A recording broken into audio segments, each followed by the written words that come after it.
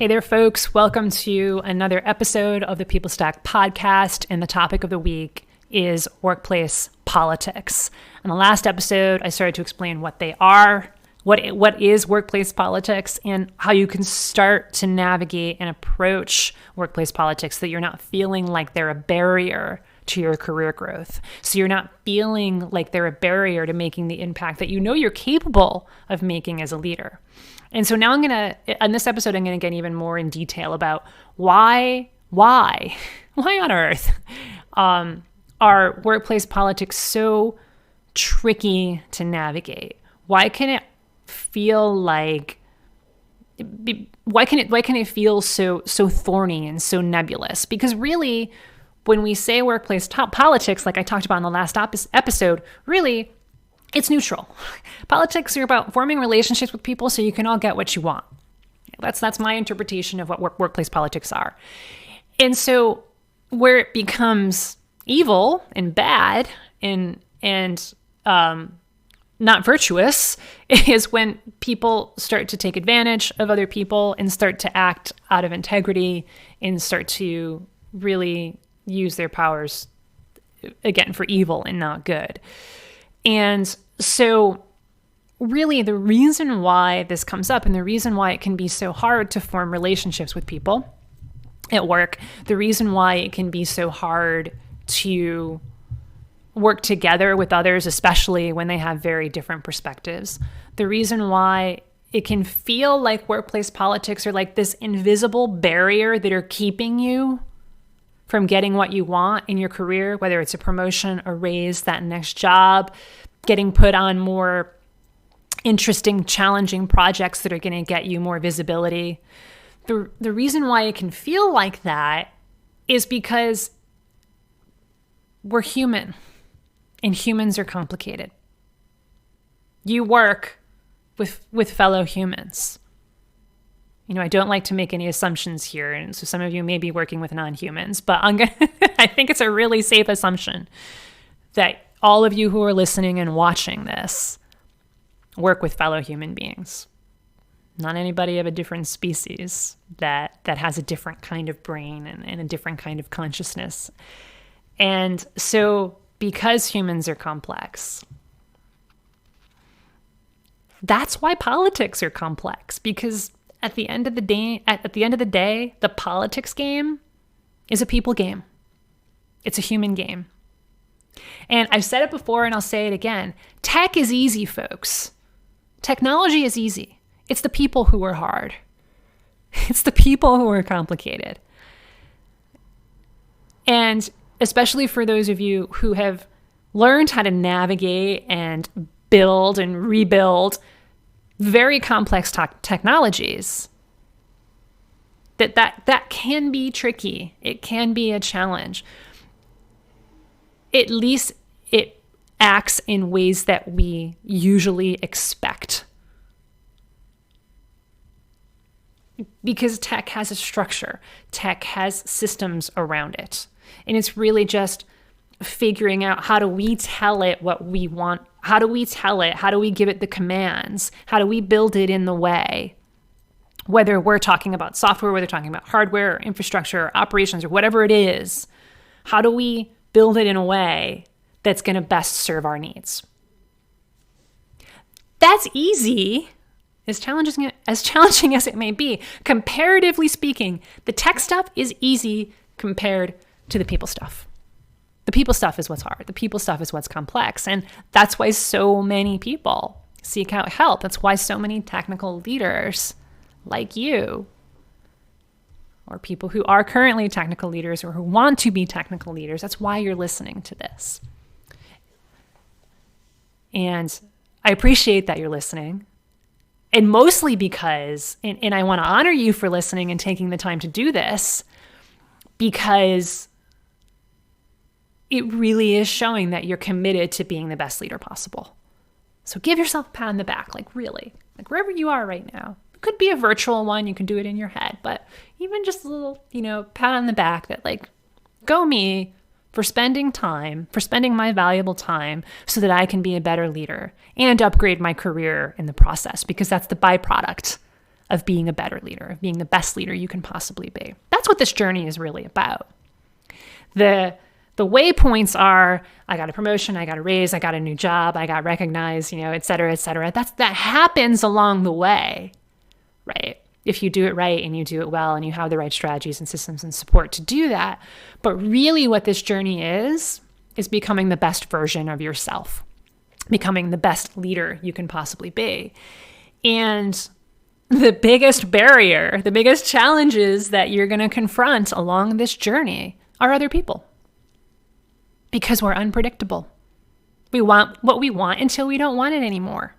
We act the way we act until we realize, I don't want to act that way. I want to change my mind.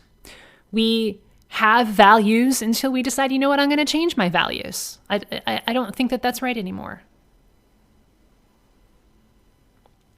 We act according to our personalities most of the time, except when it doesn't serve us.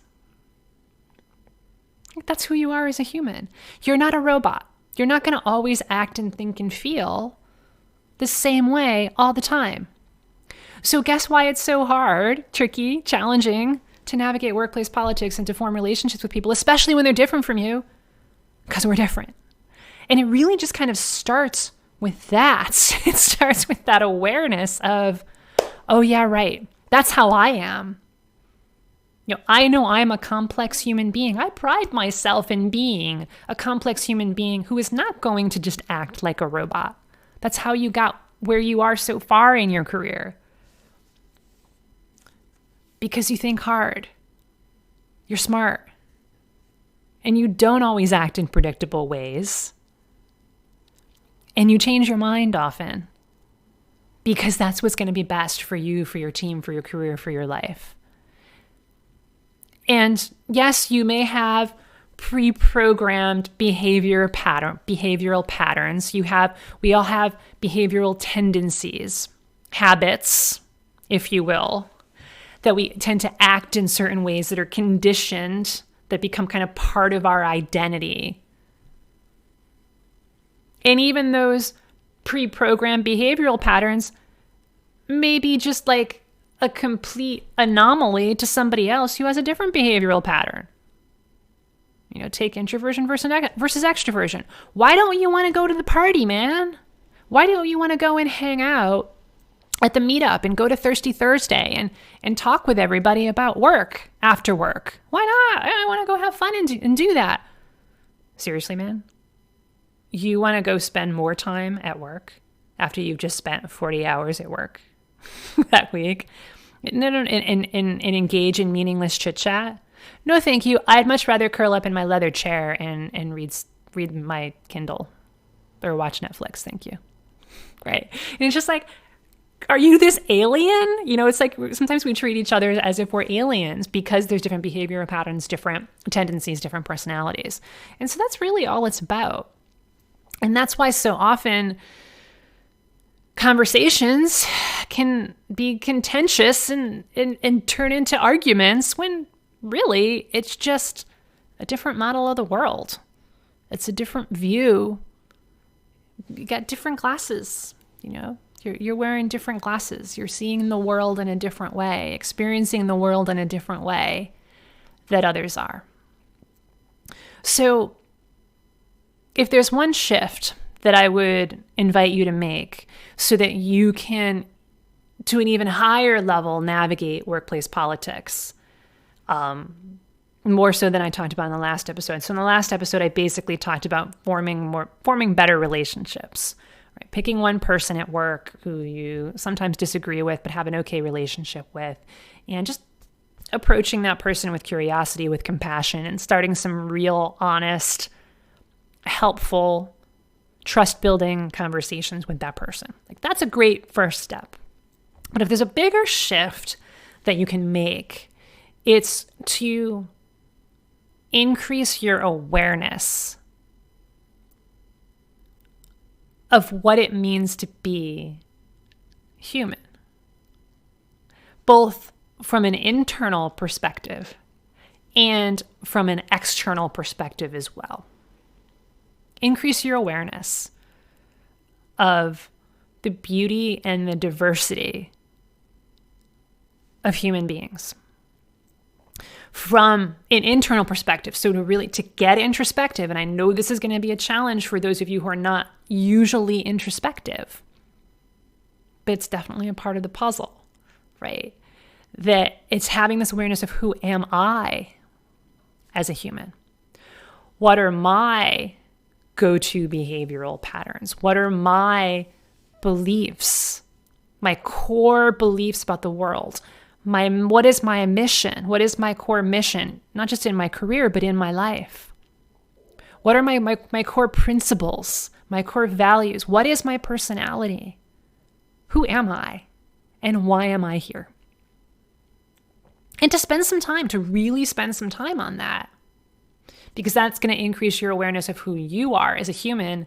And yes, you're human. And so by understanding more about yourself, you're going to have more of an awareness and appreciation for other people as well. And you're going to start to realize, oh, other people go through the same shit that I do.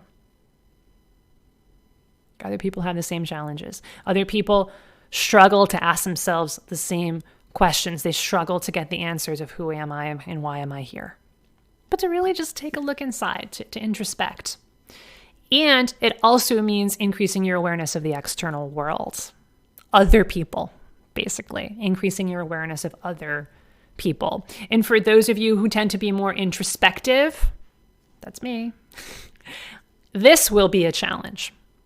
Because we tend to be mostly internal in our own heads, having conversations with ourselves. That's where we live. And it can be just more of a stretch. It's not our go-to. It's not our MO. It's not our habit to think about what other people might be thinking, feeling. But this is an important piece of the puzzle as well. That internal awareness, but also the external awareness of who are they? Who are these other people who are in my life?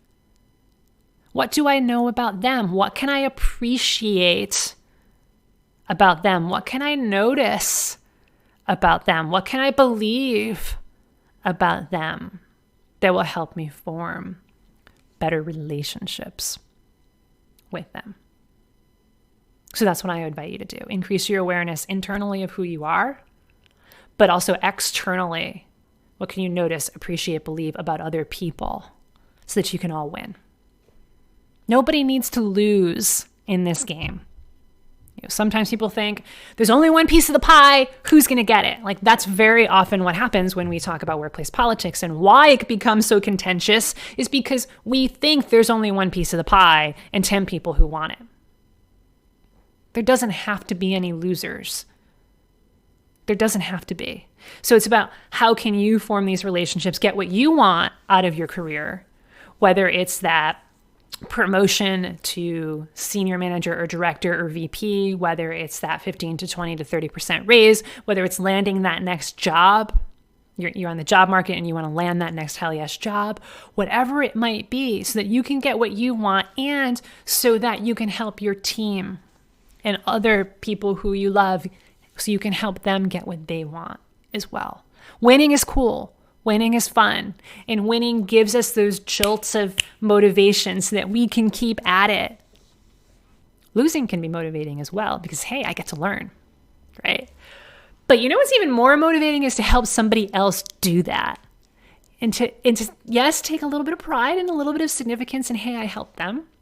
But to just see somebody else shine is just one of the greatest gifts that we can give ourselves and that we can give to another person.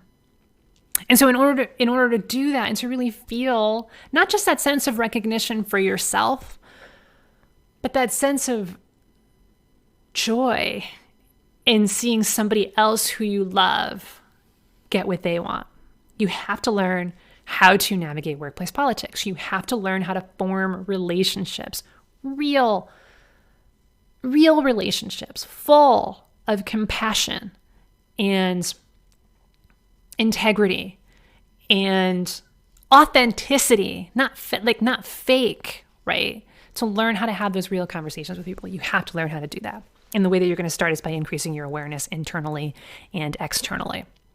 If you want to talk about this and you need some help really learning how to navigate some tricky and thorny and nebulous workplace politics kinds of situations, and you're just really feeling stuck right now, and you've tried this stuff and it's not working, and you need somebody to talk to really get a sense of what's going on in your career. What is the specific context that you're battling against? What are the specific challenges that you need help with? And you need a custom tailored solution.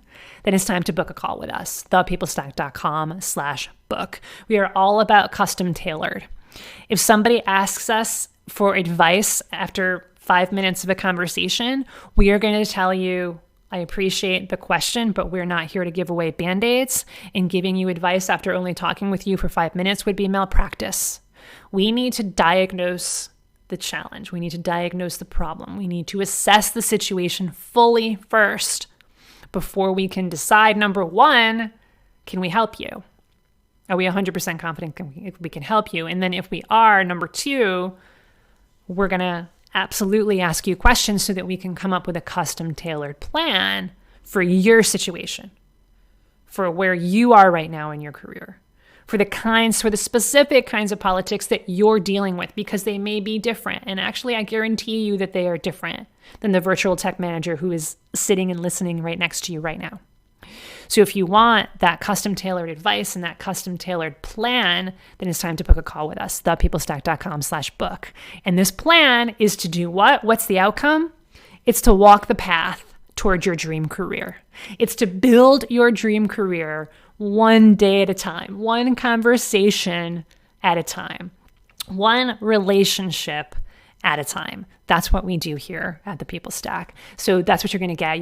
When you book a call with us, it's going to be one of the most clarifying, one of the most really valuable conversations that you've ever had about your tech career, because this is what we do. This is where our focus is 100%, is helping tech managers to build your dream careers.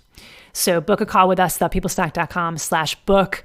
And just to wrap up, the message of the day is, yes, workplace politics can feel very tricky, thorny, nebulous, contentious. Oh my God, I can't deal with people anymore. Can I just kind of crawl into my little hole and just be alone for a little bit? And you know what? If you need to do that, no shame in it. Everybody needs to separate every once in a while. But the reason that it's so hard is because people are hard. People are complex. And the only way that you're going to be able to manage that complexity and see through that complexity, see the patterns in that complexity, is to have that increased awareness, both internally and externally, of who we are and what we do and what we believe as humans. So that is it for the day, folks. We'll catch you next week. Talk to you soon. And that's a wrap.